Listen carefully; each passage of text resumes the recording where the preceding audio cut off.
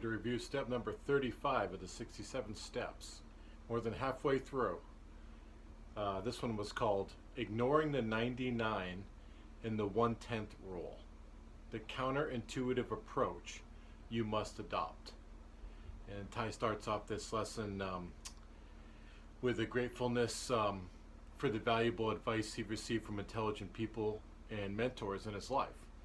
And he says in large part, this is what inspired him to create these 67 steps. And for that, I'm equally as grateful because I've certainly got so much out of this.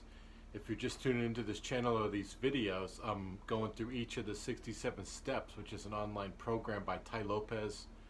It's a series of 67 different videos that focus on personal development in the areas of wealth, health, happiness, and love.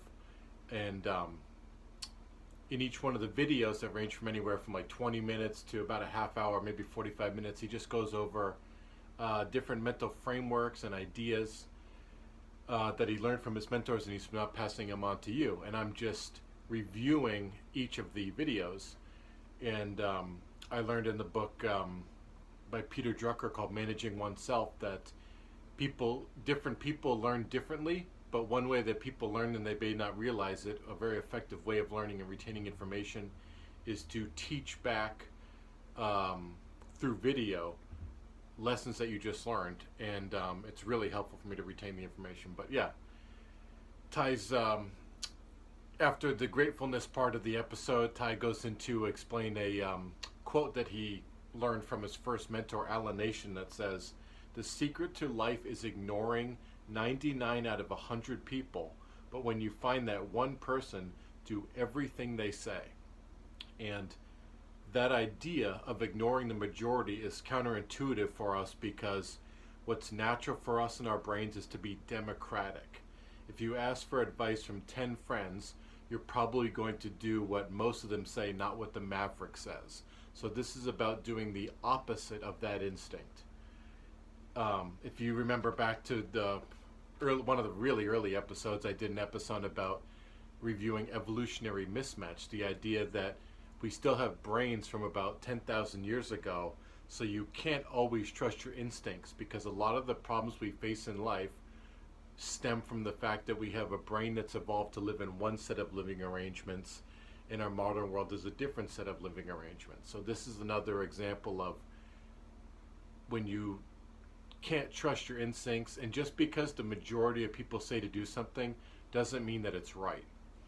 And the point here is that one right person with expertise, knowledge, and track record is the person you should listen to.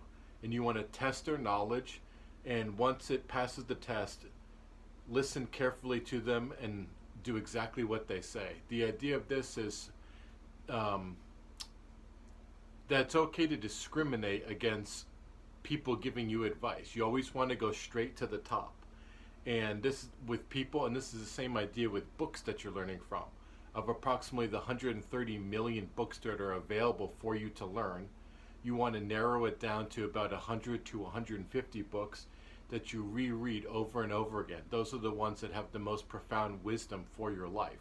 You don't just want to read any book. You always want to look at someone's track record, and this is about discerning quality from quantity. And nobody knows it all, but by selecting based on expertise and experience, you'll assemble an effective group that can speak into almost any area of your life. And again, yes, not everybody knows everything. Even someone like renowned physicist Stephen Hawking, perhaps one of the smartest people during his time, even he doesn't know everything. He admits, I don't understand women. So there's no such thing as perfect people, but there's a perfect assembly of different people and different resources speaking into your life. And the idea about the 1/10 rule is you're probably only going to get 10% of the results of the people that you're learning from. So you want to learn from billionaires and learn from world champions and learn from Nobel Prize winners and people like that, because if you're learning, Ty references the example of his brother that was learning basketball from his friend down the street, but his friend down the street doesn't have accolades about basketball that are worth bragging about. Instead, Ty suggested, why don't you watch videos on Kobe Bryant and Michael Jordan and then copy them in your because if you achieve 10% of Kobe Bryant or Michael Jordan or Bill Gates or Oprah Winfrey or whoever you admire, you're probably going to be that very successful. And Ty gave the example of people not doing this when he was giving a big lecture, and he said that he asked a few hundred people, who's read The 4-Hour Workweek by Tim Ferriss? And he said the majority of people's hands went up proudly. But then he said, who's read Sam Walton's book called Made in America? And only one person raised their hand. So he says, remember to focus on who you're learning from, because you can lose money and get it back, but you can't get back time. And you know, the idea is that you always, again, the idea is you always want to only be learning from the best. I've been practicing a martial art called Brazilian Jiu-Jitsu for almost 2 years now, and I recently went to Raleigh, North Carolina to train there as well. And I trained with a world champion black belt, and I really feel like my game, my jiu-jitsu, my martial arts, my thinking about training has changed significantly since being around that person. I can't wait to go back. So not to say that you can't learn from people that are closer to your level, but you want to skyrocket your performance and your learning curve as best you can. You become like the people you hang around, so choose wisely. And Ty challenges you in this episode to rank on a scale of 1 to 10 where you are on with wealth, happiness, love, and health, and then divide that number by 4. Divide that sum by 4, and that will equal your life's average goodness. And really, you want your average to be at least an 8. Most people are going to fall into a 5 or lower, but this 67 program is not about you being average. This is about you breaking through mediocrity and having the good life. The good life is having an 8, 9, or a 10 on average out of all 4 of those areas. If you have a 10 out of 10 out of 3 of them, but one of them is a 1 out of 10, that's going to be your Achilles heel and drag you down. So you need to always go up at least 1 notch in all 4 areas.